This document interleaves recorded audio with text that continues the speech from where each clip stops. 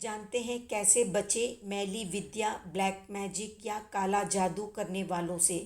हमारी अपनी ही गलतियों से हम दूसरों को शत्रु बना लेते हैं। हमें लगता है सब हमारी तरह ही होंगे, पर ऐसा होता नहीं है। बकरी की खाल में भेड़िए छुपे होते हैं और यही भेड़िए ऐसी करतूतों को अंजाम देते हैं। सबसे पहले हजम करना सीखे अपनी खुशियों को। पर व्यक्ति ऐसा बना होता है कि जब तक अपनी खुशी, अपनी शान जग जाहिर न कर दे, तब तक उसे चैन नहीं मिलता। जोर शोर से अपनी उपलब्धियों, अपने पैसों, अपने सुख, अपनी खुशी को व्हाट्सएप, फेसबुक, इंस्टाग्राम में पिक्चर के पिक्चर पोस्ट करके शेयर करेगा और अपने शत्रुओं को इनडायरेक्टली आमंत्रण देगा कि भाई मेरे जीवन में बहुत खुशियाँ है, तुम थोड़ा बहुत मुझ पर नज़र लगा दो। तो जो भी शत्रु आप पर नज़र गड़ाए बैठे हैं, वे इसी मौके की ताक पर रहते हैं और सही समय देखकर तंत्र मंत्र टोने टोटके करके डाल देते हैं। इसलिए अगर सच में काला जादू से बचना चाहते हैं तो अपनी अच्छाइयाँ, खुशियाँ, उपलब्धियाँ, इनका ढिंढोरा न पीटे, इन्हें लोगों को न बताएं, पिक्चर शेयर न करें सोशल मीडिया पर। परख रखें कि कौन कैसा है, बोलने के अंदाज से ही पता चल जाएगा। दूसरा पॉइंट, संदिग्ध व्यक्ति के हाथ का दिया हुआ कुछ भी न खाए। फोर्स करने पर वो वस्तु ले ले और उसे कचरे में डाल दे। उस व्यक्ति को एहसास न होने दे कि आप उसकी करतूतों को समझ चुके हैं। ऐसे करतूत करने वाले व्यक्ति ढीठ किस्म के होते हैं। कितना ही मना करने पर वे फोर्स करेंगे खाने के लिए, पर उस समय आपको भी ढीठ बनकर नहीं खाना है।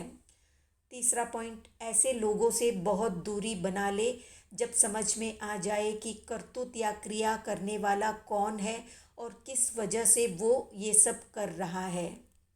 चौथा पॉइंट, खुद के आभा मंडल या ओरा को स्ट्रांग बनाने के लिए शक्तिशाली मंत्रों का जप करें, क्योंकि इन मंत्रों के जप से हमारे चारों तरफ एक वलय बनता है जिसे नेगेटिव एनर्जी भेद कर भीतर प्रवेश नहीं कर सकती और शत्रु मन मसोस कर रह जाता है और हम बच जाते हैं।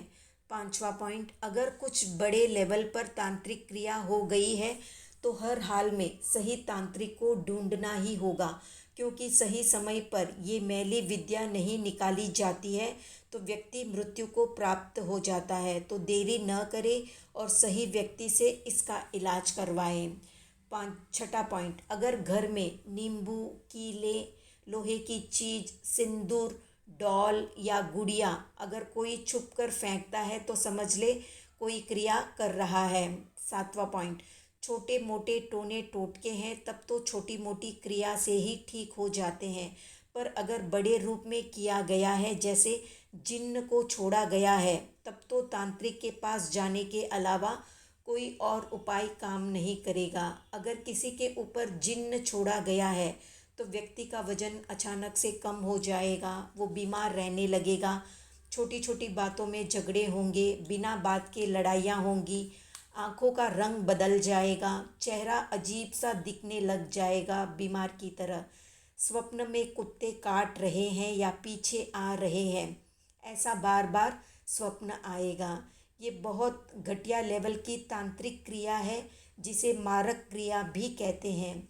इसमें अगर कोई उपचार नहीं हुआ या सही तांत्रिक नहीं मिला तो व्यक्ति की मृत्यु निश्चित है, क्योंकि जिन्न को निकालना छोटे मोटे तांत्रिक के वश में नहीं है।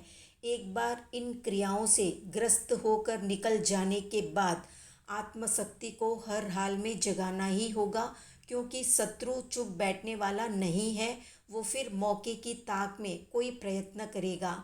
इससे बचने के लिए सोने का ताबीज पहने, जो कि शक्तिशाली मंत्रों से वेष्टित करके तांत्रिक के द्वारा दिया जाता है।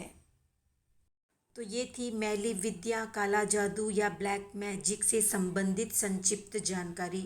आज का प्रश्न है, भगवान महावीर ने तंत्र मंत्र करने की क्या सज़ा बताई है, कमेंट में बताएं।